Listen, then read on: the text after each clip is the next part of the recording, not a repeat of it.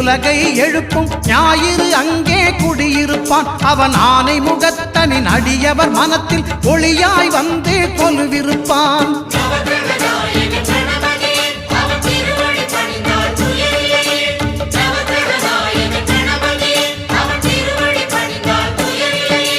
ஒன்பது கோளும் ஒன்றாய் காண அங்கு கற்பகம் என்னும் கடவுளின் மெய்யில்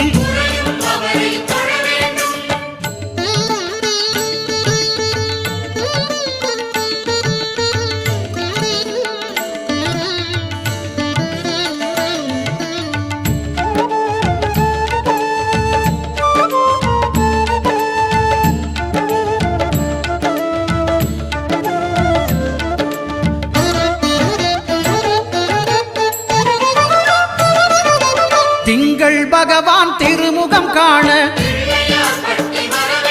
அங்கு கற்பக பெருமான் தொப்புள் குழியில்